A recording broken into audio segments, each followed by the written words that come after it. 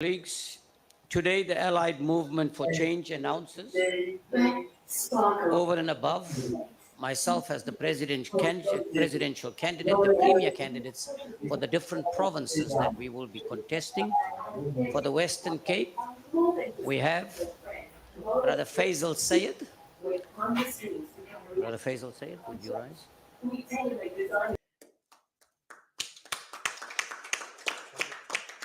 In Gauteng, it's Inayat Wadi, who is the premier candidate for Gauteng, supported by our very vibrant youth leader, Itani. For all of you who don't know, Itani is the one that walked for Palestine from Soweto to Durban.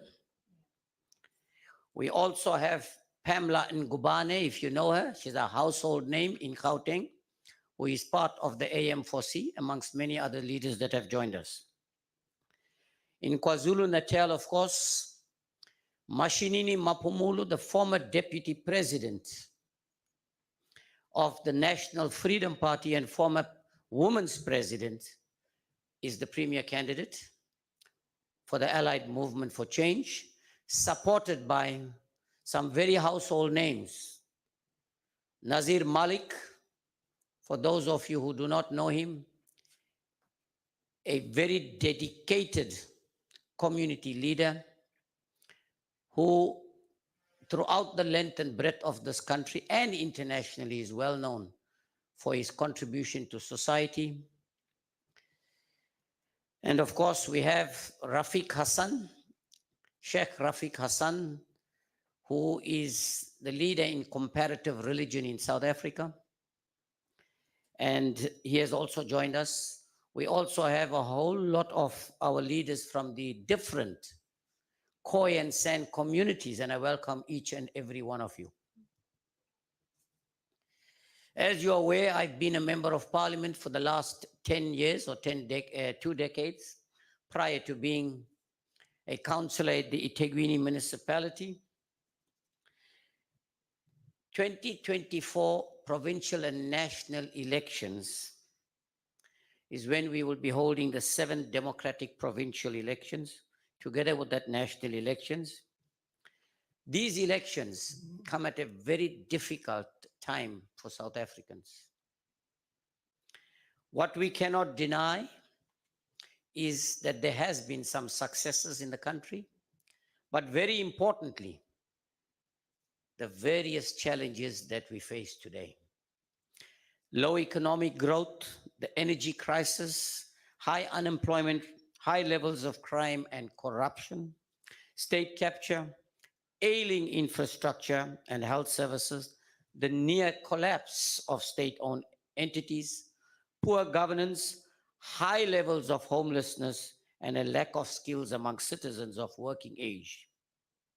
These are just some of the challenges that we face in the country.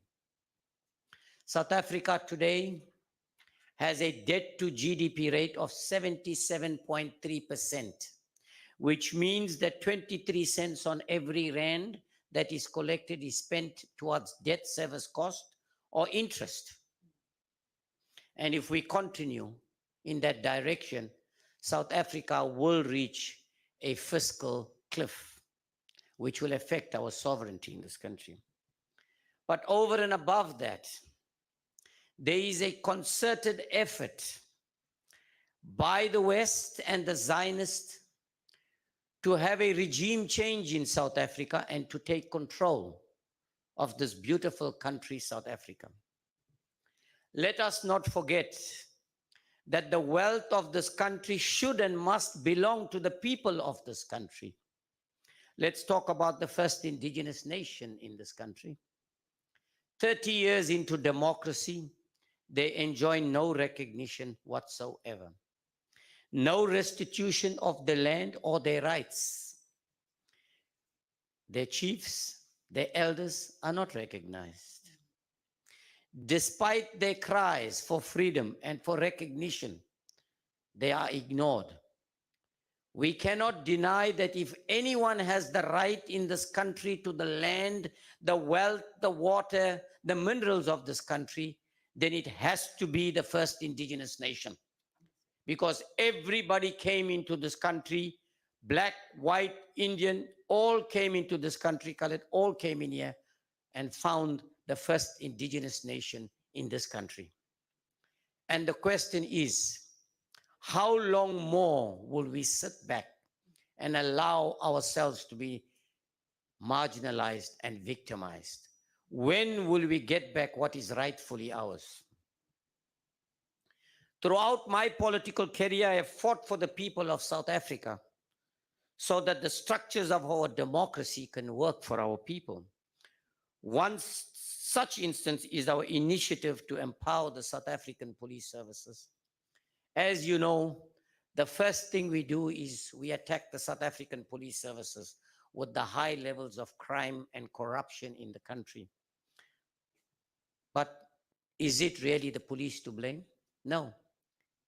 High levels of teenage pregnancy, taverns and shebeens open 24 hours a day, the socio-economic conditions under which our people live, the high levels of unemployment in the country. These are just some of the things that contribute to the high levels of unemployment and the high levels of crime in South Africa. In order to address this, we believe as the AM4C, the Allied Movement for Change, you need a holistic approach. We cannot deal just with the issue of crime in isolation. We need to get to the root causes of why we are where we are. We need to get to the root causes of why the levels of corruption are so high. We need to get to the root causes of why the economic growth in our country is so low. We need to ask ourselves why, when our former leader and President Nelson Mandela spoke so proudly of a rainbow nation, today we are so divided on race, religion, culture, tribes. And where is this taking us? We are all, and I repeat, we are all children of God. We are one extended family. That is all we are. But I must also say this at the same breath, that if there are division, we need to ask ourselves, who is it that divides us? And there's one common factor. Politicians divide us. When politicians want black votes, they will tell you to hate the others. They will insult others and abuse them. When they want to get votes on a religious ticket, then of course they will create hatred between one religion and the other. But who do we all pray to? One Almighty God, don't we? So why is there this division? On the issue of the landlessness of the majority of South Africans, let me ask you one question. And I think you all are seeing this. Everywhere you drive, the number of homeless people is rising. So what stops every government department, whoever, whichever political party, wherever they are governing, in whichever municipality, to give every South African family, including a single parent family, a piece of land, not tomorrow, today? All you need to do is identify the people in your area that are homeless, that cannot afford a home, subdivide that land, purchase the land if you have to as government, subdivide it and hand it over to them. And you can provide them with water, electricity, and sanitation. 1,000 homes this year, another 1,000 next year. What is stopping us? No. Let's talk about the mineral wealth of this country. Does it not belong to the people of this country? Of course it does. But who benefits? Nobody in this country benefits. You're getting 2% and 4% royalty, while a handful of people still control this economy and control your mineral wealth. But the mineral wealth should belong to our people in this country. It's not. South Africa has some of the most arable land in the world, but we're importing food products rather than being a net exporter of agriculture, a sector that can create jobs. We're not taking advantage of that. Why? Now, as the Allied Movement for Change, and with our experience in government, we know and understand best what are the challenges that we face. And we also have the solutions to them. Some are short term, others are medium term, and of course, many others are long term. And we believe that we are best placed to be able to bring about that change, that effective change, to uplift the quality of life of our people in this country. If you look at the quality of education in South Africa, 1 in 2 children who start school in grade 1 never complete school. Most of them drop out by grade 10. And those that make it, that go to TVET colleges, 60% of them drop out in the first year. Is that not waste of taxpayers' money? It's because the emphasis in education in our country is on quantity, not on quality. And unless we improve the quality of education, you can't produce the skills that we need in this country. We still go out there and import skills, but we have a 42% unemployment rate in South Africa and almost a 70% youth unemployment in South Africa. Why are we not ensuring that our colleges speaks to the skills needs of our country? How difficult is that? On the issue of corruption, we underestimate the seriousness of corruption in this country. Leading to these elections, I've had the opportunity of meeting many people, and I must tell you, I am shocked to what extent corruption exists in South Africa. I am shocked. To such an extent, the question that we often ask, is there any hope to deal with corruption? We hear a lot about we're going to do this and we're going to do that. We're going to put a lot of measures in place. South Africa loses an estimated 400 billion rand a year because an item that costs 10 rand, you're paying 100 rand for. And it starts right from local government election. And the Allied Movement for Change is saying very simple, do two things. One, make sure that no politician has anything to do with employing or appointing any official in the country. Let an independent body of experts appoint those that are fit for purpose, that are able to do the job with the necessary credibility, capacity, and the skills. And we're saying again, no politician must have anything to do with procurement, which is tenders and things. That is where your corruption is coming from. And we went further than that.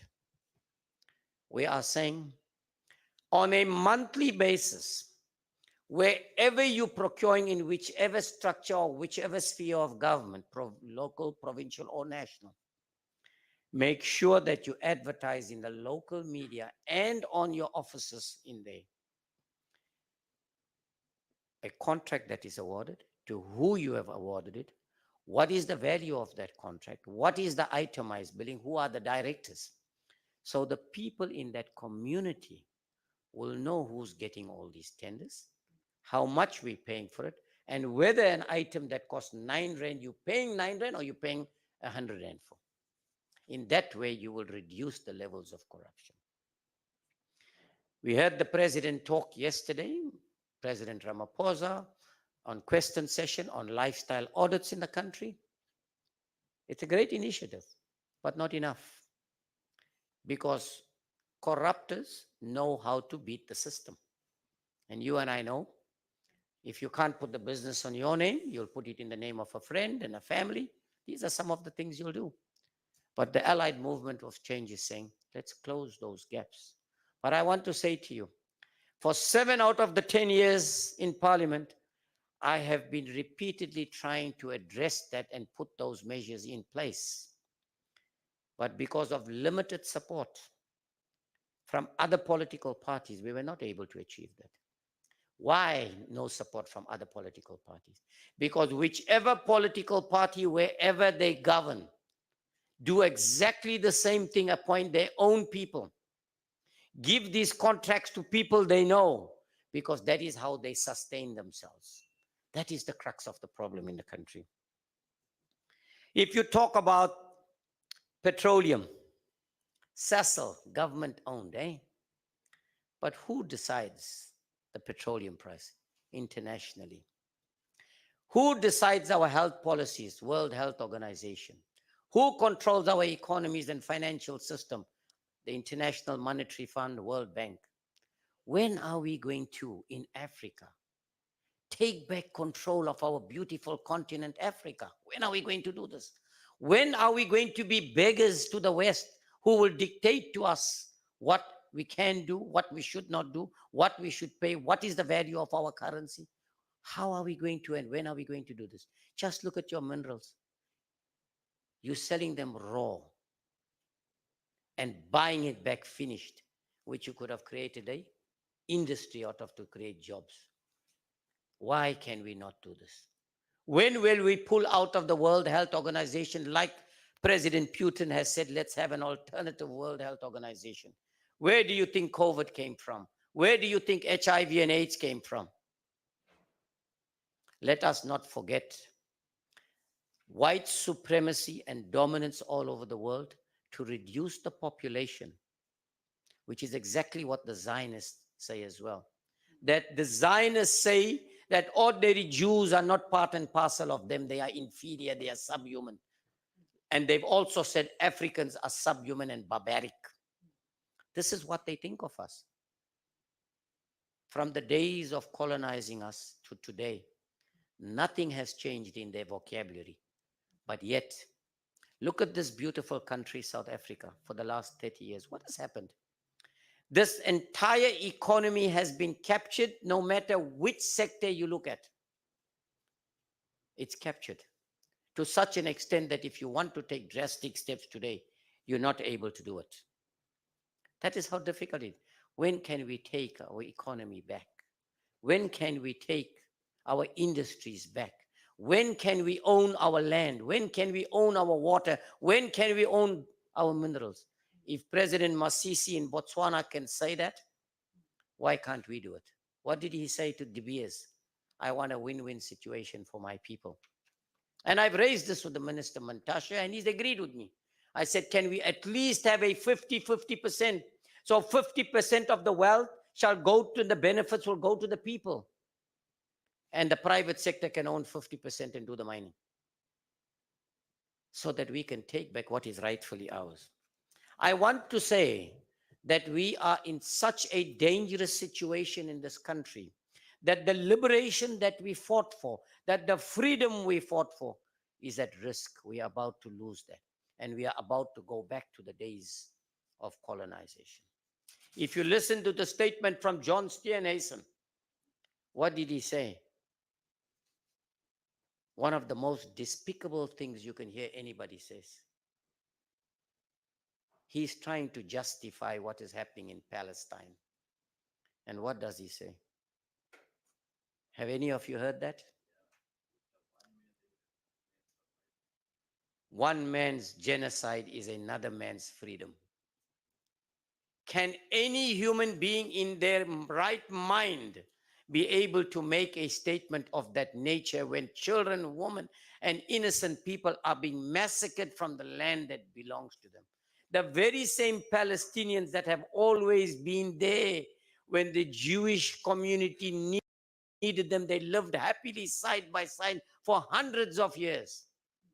I can tell you, the Western Cape is going to be turned into another Palestine. It's going to be turned into a Zionist state. If you look at your land, the land of the first indigenous nation, the lands of all South Africans currently being marketed and sold to foreign nationals from Israel, and more importantly, for the last 20, 30 years to foreign nationals who have made a presence here. But nobody is stopping them. While government says, let's deal with land restitution, the Democratic Alliance in the Western Cape is selling your land. There will be no land left. If you look at the conditions under which people live in this province, it's like having two continents in one province. One for the rich and one for the poor and the vulnerable. What are we doing about it? Nothing. When are we going to rise? When is the Khoi and San going to rise? When are all black people, whether you're Indian, colored, or whatever religion or race you belong to, when are you going to rise and take back our country? I can tell you time is running out. Time is running out.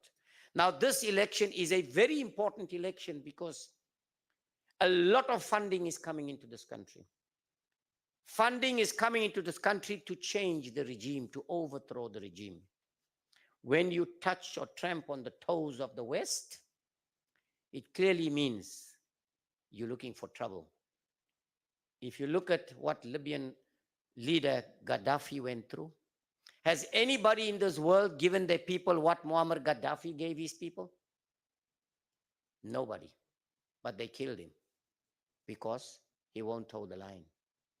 All these wars you see all over, these wars are not created by people in those respective countries. It's created by those who want to benefit from it. When there's poverty in Africa, they benefit, the West benefits. When there's disease, the West benefits. When there's war and civil unrest, they benefit. If you look at what has happened from after COVID, which billionaires got richer than rich? Those in the pharmaceutical industry. If you look right now, the turnover of the United States of America, where was the economic growth? 7 times more in the armament industry, all at the expense of we Africans in Africa, because we can't unite. We can't stand together. This continent has been blessed with everything. It's got the skills, the capacity, the mineral wealth, the most arable land. It's got it all, but controls absolutely nothing. When are we going to take it back? Very importantly, I want to say, I'm running out of time. I've been restricted by my secretary here.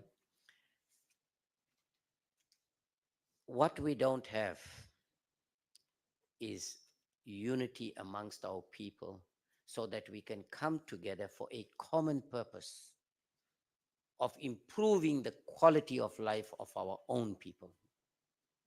And unless we do that, South Africa is going to be a home to high levels of unemployment, crime, poverty. It's not going to change. But you and I together can make a difference. You and I together can make a difference. I asked those members of the Khoi community, you accept, you agree, you were the first people in this country. But what has happened? Where are you? Why are you divided? Even if you're divided, agree to disagree, but come together for a common purpose of achieving what you have. It's time for you to rise. It's time for Black South Africans to rise and take back our country from the colonialists who still control this economy. Let us take it back. Let us stop the infiltration of people from other countries into this country to take over this beautiful country, South Africa. This particular province as well, Western Cape. Because otherwise it will be too late. And if you don't start now, and if they have made their presence felt, it's going to be more and more difficult for you. Some of them say that the country belongs to those who live in it. Yes, but it doesn't belong to those who come into this country and want to take over this country. That is the difference. It belongs to those people that were born and bred in this country. Those are the people who must benefit from this country. Not people just coming in and taking over this country. But we won't do that. But rather than that, we are fighting amongst each other. Lastly, I want to say the Allied Movement for Change, under my leadership, is committed and dedicated to serving the interest of all South Africans, irrespective of race, religion, culture, tradition, tribe. We would do everything in our power to ensure that we identify credible leadership that are here to serve you. I want to say leadership in the Allied Movement for Change are the servants of the people, not the other way around. Leadership in the Allied Movement for Change will eat, sleep, walk, and talk about making a difference in the lives of the people. Otherwise, there's no place for them in the Allied Movement for Change. You cannot go hungry. You cannot have your neighbor go hungry while you're having a 5-course meal. It cannot happen, and it won't happen under the Allied Movement for Change. I can assure you that. We are very committed and dedicated to ensuring that we serve our people with the highest level of integrity, values, and morals. And we will not discriminate against anybody. I've embarked on a project about 2 years ago, after having addressed this in Parliament, that with the high unemployment levels in the country among the youth, why is it that with 60 to 70% unemployment youth in the country, that even if you wanted a haircut, you'll need to go and get a foreigner giving you a haircut in the South?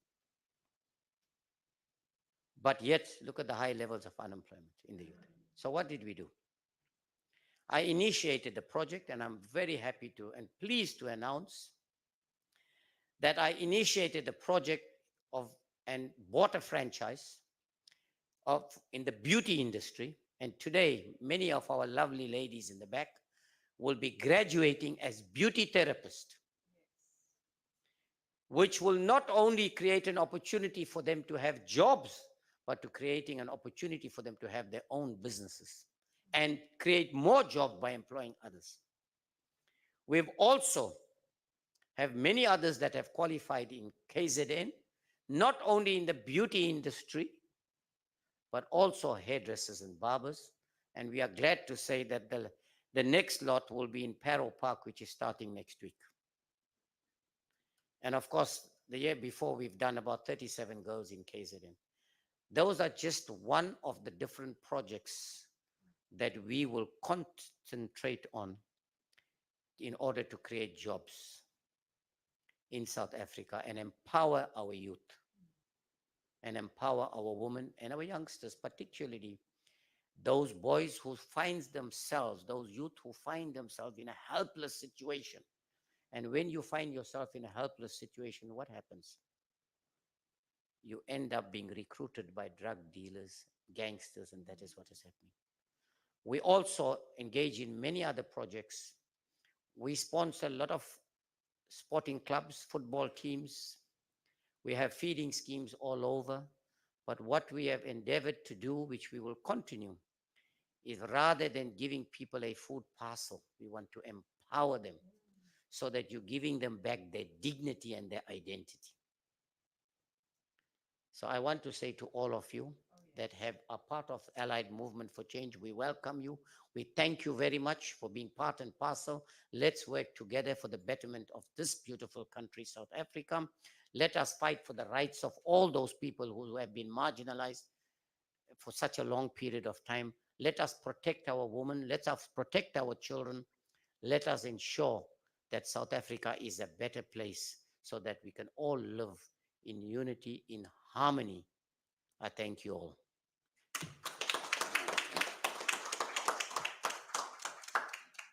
We thank the Honorable President of the AM4C, Ahmed Munzoor, Shaik Emam. And yesterday, Mr. President, I saw that you had set Parliament ablaze, as usual. And so I don't know, he's attracting lots of attention to us at the moment. And that means that we will perhaps be the change that people want us to be. Mr. President, I would like to say that what stands out for us in the Western Cape is a concern. And the concern is one man's genocide is another man's freedom. I think that this epitomizes the challenge we have in the Western Cape, Mr. President. And therefore, speaking as your premier candidate for the first time, I would like to ask you to continue that fight on behalf of the Palestinian people and of all the oppressed people in the world. We thank the SABC, they've tuned in. Everybody seems to be having a problem. Voice of the Cape contacted me now. Thank you. Salam Media. Muslim Matters, thank you. Storywell, IOL, and Radio 786 is here. Thank you for that. And we do know that Ahmed's informing me that a number of others are logging in. I think the stream works well for people. Thank you for that. I would want to, at this point, say that we ask all of you watching the stream right now, it is important that you share the stream because it's important to spread the word as we continue to go. We need your help, and that's one way that you can help. We're going to open up the floor for a brief Q&A session.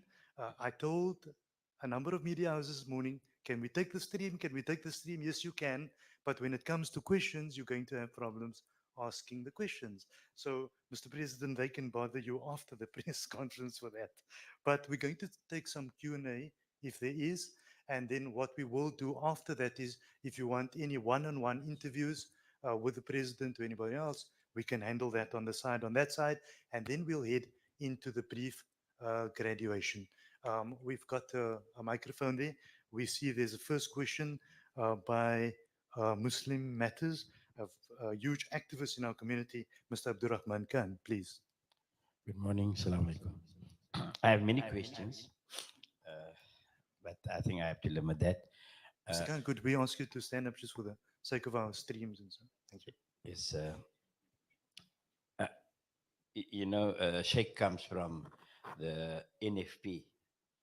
Uh, what was the reason for you leaving the NFP? What made you leave the NFP? And why did you find it necessary? I don't know, is this a new party to form this party?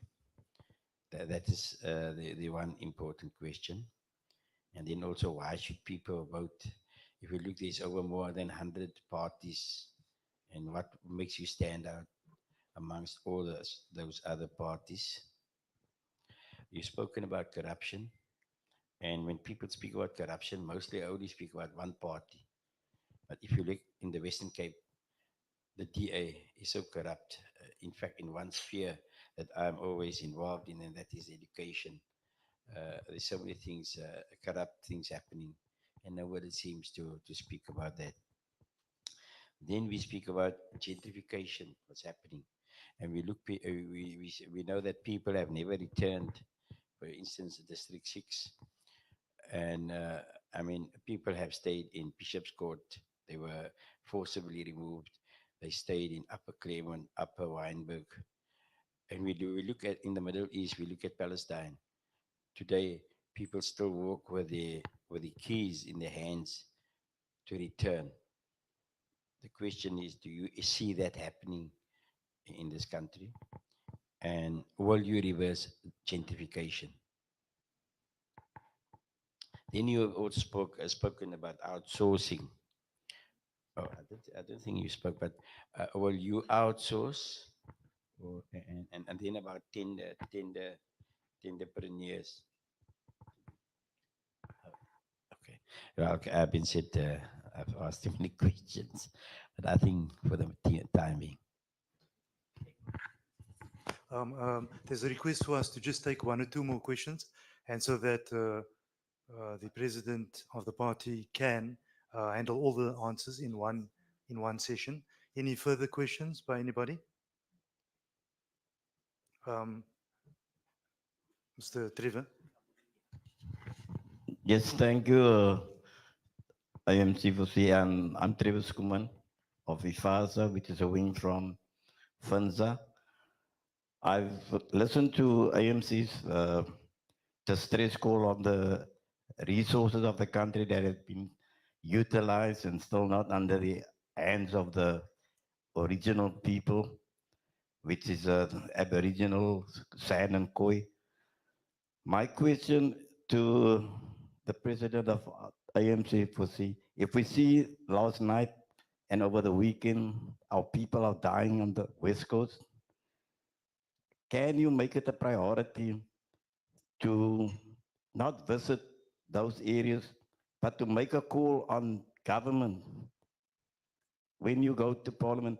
Because the injustice of the people, our resources have been raped by foreign, and government has just signed another declaration with, I think, the Chinese, Japanese government to throw tuna to the value of billions of rands while our people of starving. As we're sitting and drinking coffee here, people are on the West Coast, up to Honeyclub, Port Nollet. People are up in arms. We need to address this issue. And I must make it aware, there's other political parties running around on the West Coast, promise our people gold and diamonds for their votes. How can you now, because if, like I said, we are sitting here drinking coffee, that people got nothing. They have gone to extent where they burn the fish and where they burn the whole the West Coast. The government has deployed with the cops and the army to control our people there. So make it a priority. I ask all the resources, even in the agriculture. So I ask you, Mr. President, we need a, a radical change, and with the policies which is not even going through Parliament. It's a bylaw. It's a policy that is not recognized. So, but these people are getting away with these policies. So the fishing industry, which is near from 1652 to our people, it's still been in the hands of the white people. Thank you. If I may ask, are there any further questions at this point? Um, I can't pick up the questions. Yeah, is the, yeah, if there are questions from the rest of the media that's logged into the stream, we just want to ask you if you can WhatsApp us on 082-795-1524. I've actually seen the one coming from Voice of the Cape. We'll attend to that shortly. Any other further questions? Oh, okay. The President will respond to these questions and we'll take more just after that. Thank you. Thank you very much. Yes, indeed. Of course, I think a very important question, why AM4C, Allied Movement for Change? Of course, I think if you look at the history, particularly in my contribution, and I'm not saying this with an ego, but in my contribution in Parliament, we've been a very small political party. But despite we've been a small political party, and of course, under which I've been previously, we were the only party and the first organization or political party in the world to take on the mites of Israel and downgrade the South African embassy in Israel to a liaison office. That was the first in the world, leading to ensuring that, of course, our ambassador being recalled. Then let's look at the issue of visa-free entry into South Africa. For 30 some odd years, Palestinians could not come here. In fact, they were regarded as terrorists. And it is under my leadership that we may manage to achieve that. And today I can say with confidence that Palestinians can enter South Africa without a visa. Let's look at the issue of the police officers. For the first time in 31 years, the police officers in this country got a danger allowance increase. Did you know they've been earning a disgraceful 13 Rand a day danger allowance? Every time a police officer puts on a uniform, his life is in danger, him or her. Am I right? But 13 Rand. Now, who will send their son or daughter or brother or sister? And that's what I asked the president, to go and be a police officer with 13 Rand a day danger, 13. We were able to, I was able to achieve that for the police officers in this country, over and above many other benefits that we talk about all the time. So I can say that AM4C is was born in 2013. And like I initially alluded to, that Fazlin Fransman was the deputy president of the Allied Movement for Change under Roy Bulla's leadership.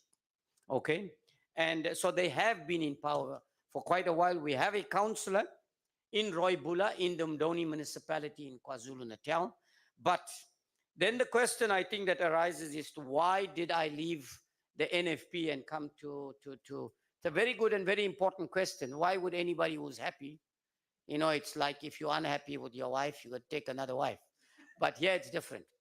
I was a founding member of the National Freedom Party together with my former leader, Zanele Magwaza Msibi. But tell me, like I said earlier, what is politics about? It's about serving the best interest of the people you serve. How can you serve with the people in a political party that is fighting each other every single day, that is in court every other week, that cannot meet its commitments? Don't pay rent, don't pay telephone, don't pay lights, don't pay your creditors, don't do anything. How can I continue to serve the interest of the people? Over and above, and I have got that which I can show the media if they like, racist comments like being made. And here it is. ANC has Praveen Jamnadas Godan, who is costing the country too much. IFP has Naren Singh, who is the treasurer and chief whip, who is causing some problems with the party. While we have our own Imam Shaik, leaders, we are in politics here. For how long are we going to suffer? For how long are we going to be dictated by the minorities who are not even bringing people to the party? I saying this, comrades, now is the time to stand up and fight this Indian minority color crime. What message are we sending to the people of South Africa? Can we liberate them if we are still held in ransom? I'm reading Asper. He says, still held in ransom by minorities. Can I continue the party of that nature? Can I continue the party that is in court every other day rather than serving the interest of the people? No. So I had to take a decision on what is in the best interest of the electorate that I serve.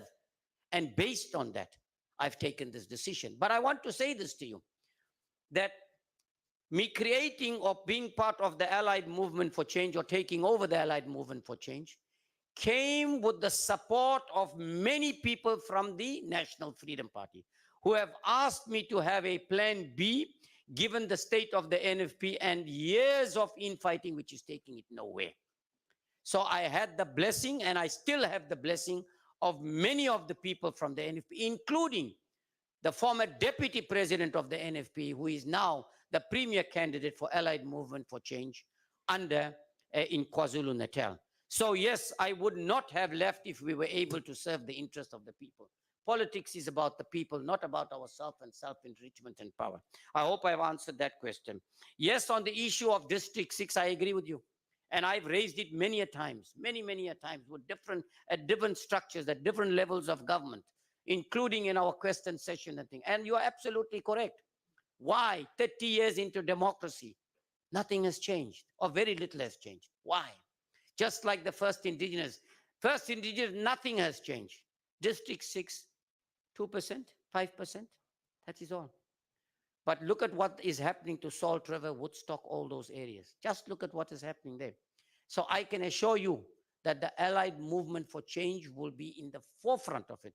In fact, if you speak to Chief Kleinans, she will tell you that through her intervention, I've been part and parcel of many of those meetings and dialogues that we've had in being able to deal with that. But what we need is we need people, like-minded people, to come together. The problem is we cannot fight this battle in isolation. We must unite and come together. I'm one of them that said you should not give any monies to people, even in land restitution, because you must give them the land back. The land is more valuable. The money will come today, you will finish it, and you'll have no money and you'll have no land. So yes, indeed, I can assure you that we will deal with that issue. On Palestine, I can assure you, like any other country in the world whose rights are being violated, the Reef community, if you know who the Reef community, Reef used to be an independent state before Morocco, which was the colonialists took and handed over to Morocco. If you look at Western Sahara and many other countries, we will support their struggle for independence, which rightfully belongs to them. So, and the issue of Palestine, we will always be fighting for the rights of the Palestinian people, because we believe it's a cause, it's the right cause, it's the right thing to do. And that is why you'd notice I have been particularly very vocal about it. I will not encourage it anywhere. And I want to say again, if we're not careful and address it now today, Western Cape will be another Palestine. I can assure you. That is the direction this country. If the leader, John Steenhuisen, can make that statement that he's made, then tell me, with the presence of those Zionists in here, together with the support that the DA gets, what is your future going to be like? Ask yourselves, what is your future going to be like? Ask yourself, what is your future looking right now in the black communities and the Nyangas and the Langas and the Crossroads and the Cape Flats and all these areas? So you'll know where we are going to be heading as far as that is concerned. On fighting outsourcing, no. There is no need to outsource nothing. There is no need to outsource. All we need to do is ensure we have checks and balances, that credible people that are best able to do the job, get the job at the right price, not increasing their prices threefold and fivefold so that they benefit at the expense of the people. Most of your money is going there. It's going where others are benefit. This country created 17,500 black millionaires and multi-millionaires in the last couple of years. And how much have we put back into the economy? Hardly anything. And that's where we're saying we need to change that. Then I want to touch on, I think the last thing on the last one, the West Coast. Yes, indeed, sir, you're absolutely correct. The fishing industry are being exploited. There's no doubt about it, by big business. And that is with the assistance of governments. And that is where I think we need to come in. And I can assure you that, yes, indeed, we have visited the areas, we have engaged with various communities, and certainly we will take up that fight for the people of the fishing community. There was a similar problem in KwaZulu-Natal in Durban a while ago, okay, where they stopped them from fishing on the piers and things, which we took up. But I can assure you that let us fight this fight. The creation of IFASA is a great endeavor. Let us strengthen that and bring everybody together under one banner. Brothers and sisters, we are human beings. We can't agree on everything. But let us agree to disagree. But let us work together for the common cause. I think I've answered those questions. Are there any more? Any other further questions? If we can just have a mic there, please. Good morning. I believe it's still morning, Honorable President and leaders. All leaders present here. I'm Terek Oljon, Supreme Elder. I represent the Sonkwa. I just want to know, what would it take to bring about this change in government for our people, the indigenous people, the First Nation of this country? What would it really take? Will it mean that after elections you go into parliament, you change all these things? What will it really mean for you all to change the legislation? Thank you. Thank you very much for that. I think we need a lot more than that. I think we need the Khoi and San to rise, the first indigenous nation to rise.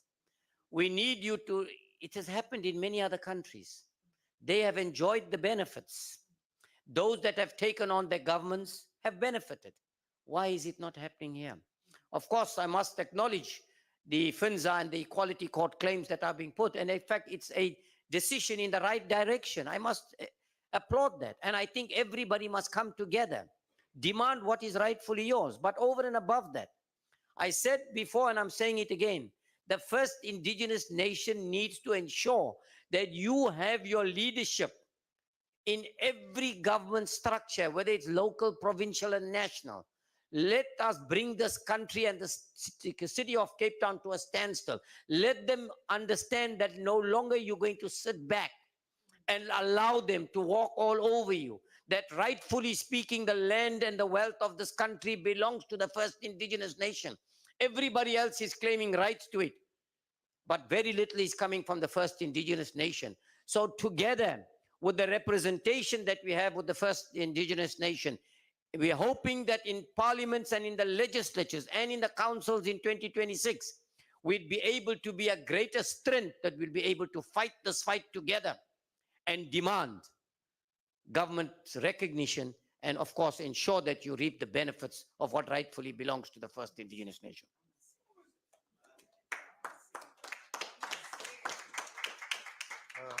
Mr. President, if I could just engage you for 3 questions from the press outside. I'm trying to take them as we can. My handwriting you are not going to recognize. It's a different language, so I suppose you should write that down. What is your, Mr. President, your legal status? I'm just stating the questions as it was given to me. What is your legal standing or issue or standing with the NFP at the moment? Are there still legal matters? Do you think that Um, sorry, I just wrote the questions down coming in. My apology. Sorry for the press out there. Do you think that as a party leader, you now would do things different to what you've been doing at the NFP? What makes it different, being the leader of the party? And then why is FUNZA aligned with AM4C? And why not any other colored party? And why must colored people, sorry, I'm repeating the question, why must colored people vote for the Allied Movement for Change?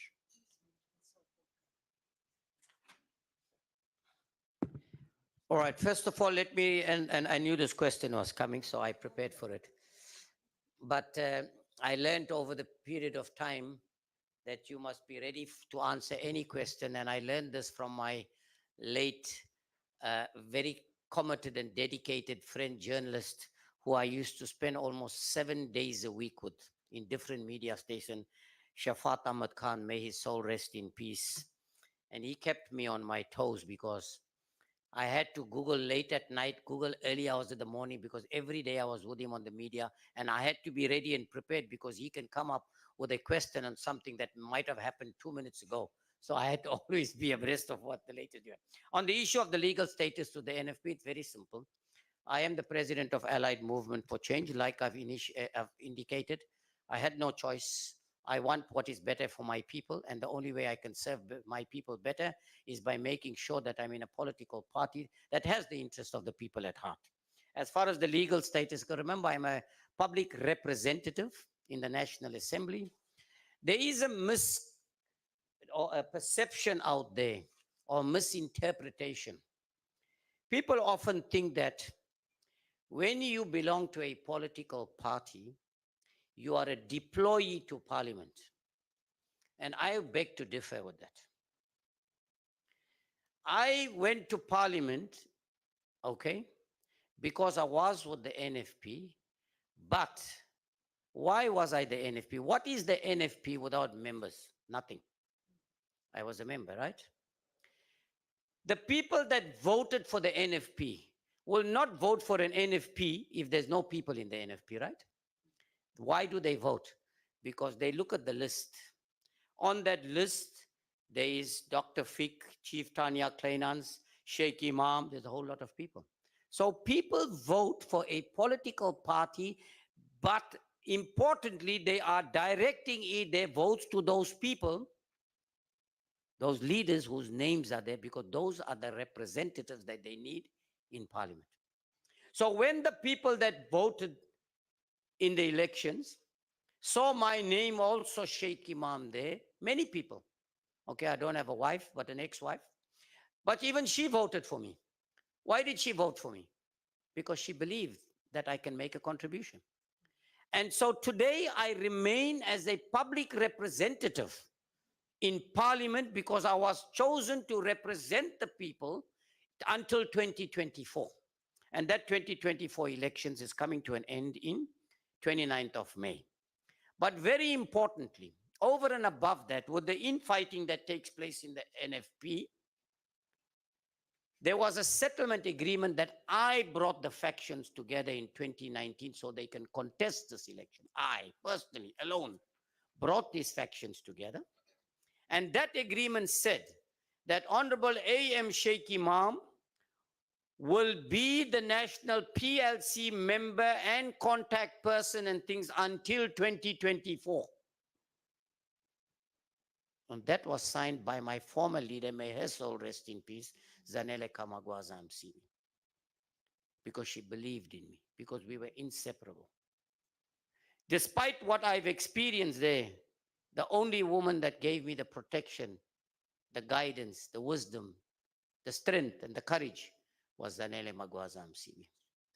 And the day she took ill is the day and the demise of the NFP started. So I'm saying that, yes, I am a public representative. When you represent, you are a public representative, you don't represent only your party, you represent the entire country. That is why they say a parliamentary office is a constituency office, not an office for a party. It's not the political party that pays me. It is Parliament that pays me through the taxpayers' money. Does it matter which political party you are as a public representative? Now, people say deploy. What is deploy? Deploy is when you place somebody there. I was not placed there. I was number 2 on the list after VZ Magwaza Msibi. So I was elected by the people when VZ Magwaza Msibi was number 1 and I was number 2. So nobody did you a favor by actually putting you there. So I hope I've answered that question. All right, what is the next question? All right, why would I do things differently in the Allied Movement for Change compared to the NFP? Loud and clear. You've heard what I've experienced. You've seen the state of the NFP, and there is the Allied Movement for Change, where we've identified some of the most credible people to be part of this organization, with the understanding that we are here as servants to serve the people, and that commitment and that the dedication is what will drive us in the interest of the people that we serve. That is what it is about. On the issue of FINZA, supporting Allied Movement for Change, we go a long way. FINZA should be actually answering that question, to be honest with you. But as a result of my contribution, the only person in the entire 400-member National Assembly that have been for years fighting the fight of the first indigenous nation and the Khoi, like the only person in parliament that fights for the police officers in this country. That is the reason why FINZA chose me as the presidential candidate. And let me say this, not only as the AM4C, their words are very simple. Whichever political party I am part of, FINZA will be behind, because they are behind me, Shaik Emam, because of my contribution fighting the fight for the better of the Khoi and San, or the first indigenous nation. I hope I've answered that, but if you want clarity, you can get that. Now, on the issue of the colored community, first of all, I want to say, I am the only one that has been pushing in parliament to remove the word colored, because I believe it's derogatory to remove it from the vocabulary in this country. I am saying we are all South Africans. Let us regard ourselves as South Africans or Africans. This derogatory term colored came from the colonialists who wanted to degrade our people. That is the reason why they did that.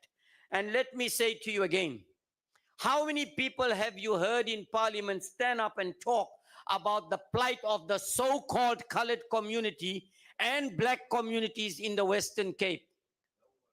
Or in other areas? Nobody else other than myself. Because coincidentally, my late grandmother, who died at the age of 104 about a year or so ago, was colored. I never called her colored. She was my grandmother. I called her grandmother. You understand? It didn't matter to me what race she belonged, nothing. She was human, like I am. So what you see here is a bit of Khoi blood too. What you see here is a mix of all the blood. Okay? So, but let me say this very loud and clear. The so-called colored community must rise and stand up so that we can get rid of this term colored. We can unite and together demand our rightful. The so-called colored community belong to this country, don't they? Why should they not share in the wealth and the benefits of this country? They should. Do they get those? No. Look at what is happening in the Cape Flats. Look at in all these areas. Look at the living conditions. High levels of teenage pregnancy. One of the major problems you had during the days of apartheid, they paid our so-called colored communities with alcohol, not money, which ended up to the alcohol fetal syndrome, which our people are suffering from today. Are they doing anything about it? Nothing. Absolutely nothing. Why is it that and then to make it worse, you put taverns there and open them up 24 hours, knowing there's a weakness, knowing there's a problem. Are you doing it to do what? Can you see what is the intention of these colonialist ideology of how they want to undermine you? So in order to uplift our poor colored brothers and black brothers and sisters and our first indigenous nation, we need to come together to understand it that if they're hurting one, you're hurting the other. We are all one, we are united. I wonder if people ever go back into their history and ask themselves the origin of humanity. Does it not tell you we're all one here, one family? But look at how politicians are using race to divide you, how they're using culture to divide you, tradition. Can you imagine? So I'm saying to you, let us fight to get the word colored out of the vocabulary. Let us be referred to as Africans or South Africans, the rainbow nation that former President Nelson Mandela has spoken about. I think I've answered that. Is that fair, the question? I think you must round it up. Yeah, sorry, we're going to round up the discussion now. But I think, Mr. President, just two last matters, if you could briefly go through it, and that is, you were recently seen with George Galloway on an interview internationally discussing the Ukraine and Russia matter. Just your opinion on that. And then one of the media houses asked, do you believe that the AM4C in the Western Cape in particular is a solution for Muslims who find themselves in a corner that was voting for the DA before and now seem to be very confused because of the Zionist ideology? Is the AM4C a solution? Thank you for that. Okay, thank you very much for those questions. I think, first of all, yes, indeed. I was interviewed by George Galloway. Coincidentally, George Galloway is in the UK media. And that was after my stance. And again, I think I was perhaps the only one in parliament that stood up to defend the Russians against, and everybody else were attacking the Russians on the Ukraine. The very same DA and others have been attacking Russia, but will not tackle Israel in terms of what they are doing to the Palestinian people. So I had to stand up and defend the Russians because I know very well, and many others all over the world know, the war that's taking place between Russia and Ukraine is not really a Russia-Ukraine war. It's a proxy war created by the United States of America and others in Europe because they want to do what they did during the days of Soviet Union and destroy the state of Russia. That is what they all want. And the Russians have been for decades pleading with them to stay away from the borders of Russia, stay away from the eastern sides of the borders of Russia. But they continued penetrating and coming closer and closer to want to alienate Russia completely eventually. And that is why this war was created. Unfortunately, Ukraine fell into the trap, okay? With the support of NATO, they attempted to want to destroy Russia. And that is why, and George Galloway, by coincidence, has just won the by-election. He actually trounced his opponents, I can tell you, almost 2 or 3 times more votes he's had.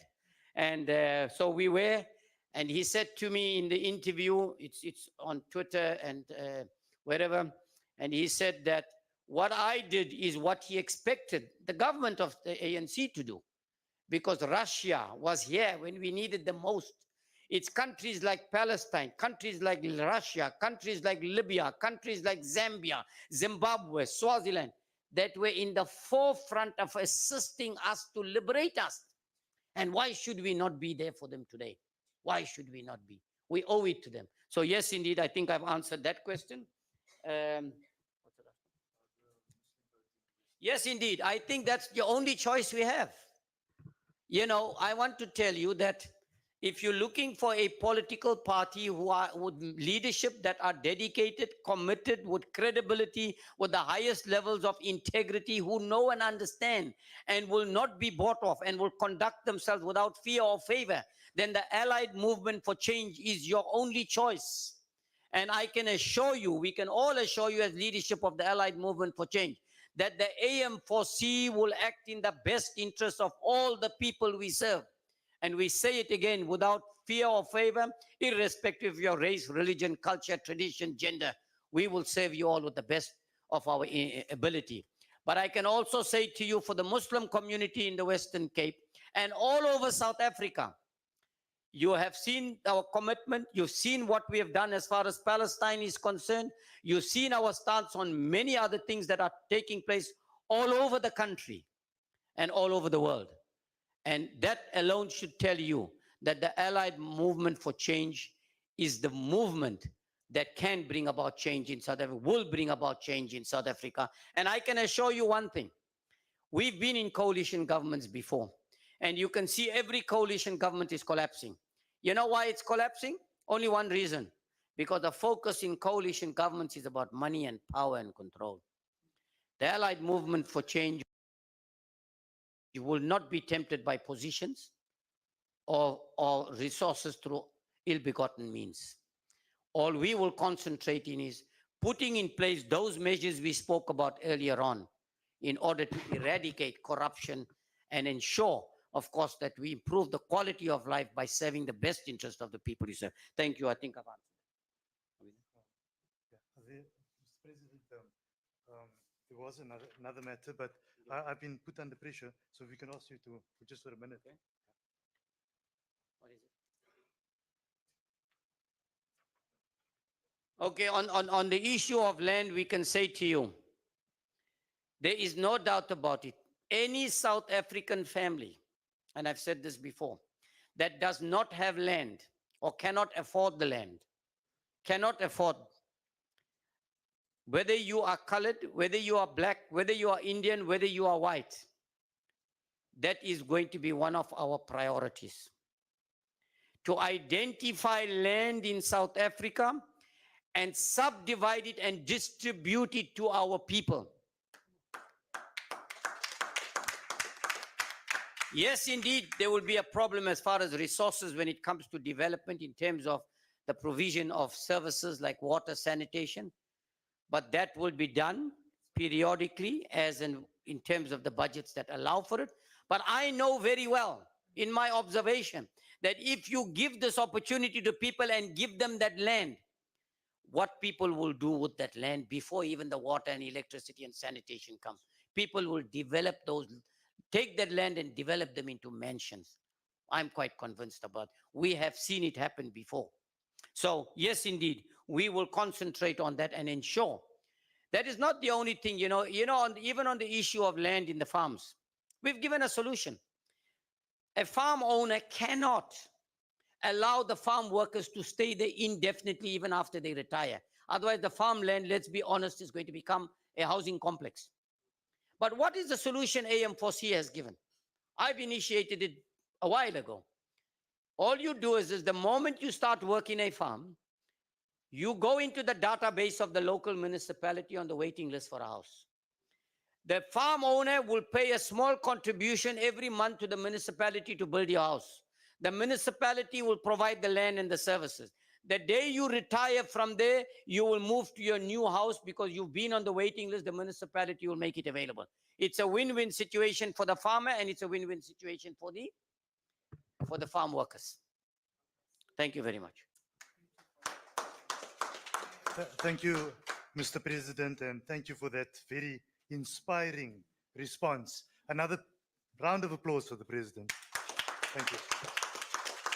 Now, yes, we got a last 5-minute piece at the back of the program now, and that's the brief graduation process. After that, if there's anyone else that wants to engage personally, they could do that on the right-hand side, on that side. Mr. President, could we ask you if you could go in front of the podium, and then I'm going to call out the names.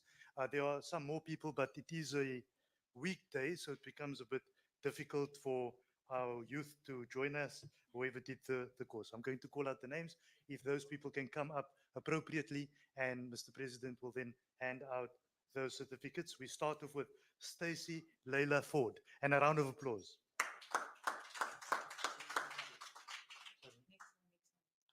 Miriam Kennemeyer. This is the wrong list? Yeah. I'm sorry, I think they gave me the wrong list. Yeah. Is it the right list? Oh, sorry. Okay, so I'm just giving out the names, and just come forward in any case. Okay. Happiness Vuyelwa Mabaso. Okay. Heinrich Andre Elbrink. Lucia Siboya. Nasreen Govender. Okay, so I think that's where the one's coming from here. A round of applause for Nasreen. Shannon Sarah Joan Fick. A round of applause for her too.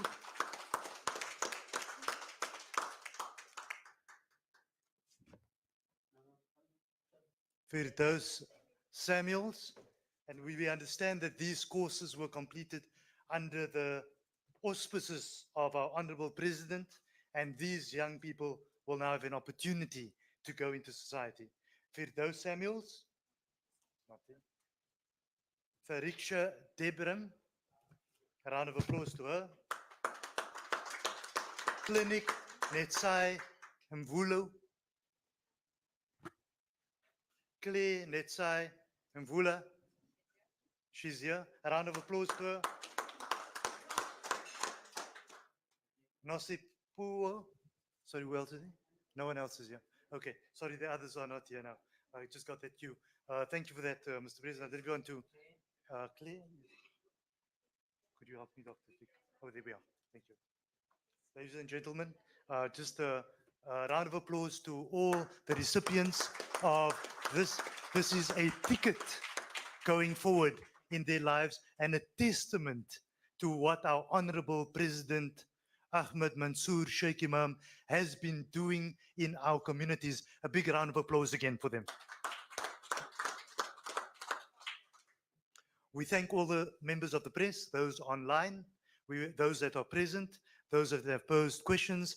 We thank the Cotonian Hotel for their services and all the leadership that has come out today. And we thank all our supporters out there. It's a new journey for the Allied Movement for Change. Thank you for joining us, and goodbye.